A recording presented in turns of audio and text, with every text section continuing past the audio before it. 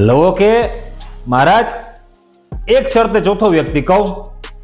બાદશાહ કે તમે મને બક્ષિસ આપશો, દંડ નહીં કરો તો ચોથો વ્યક્તિ કહું.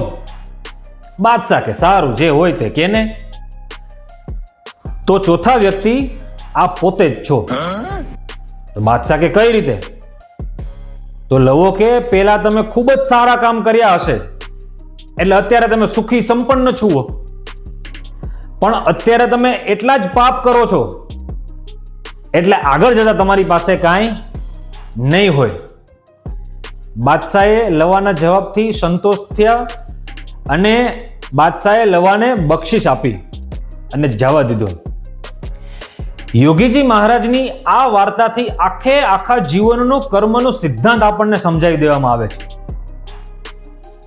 જો કદાચ ખબર ના પડી હોય તો ફરીથી આ વાર્તા આખી સાંભળજો. અને છેલ્લે કહે છે કે જે વ્યક્તિ જેવું કર્મ કરશે તે પ્રમાણે તે ફળ ગમે ત્યારે મળશે. એટલે હંમેશા સારા કર્મ કરતા રહો. જય સ્વામિનારાયણ.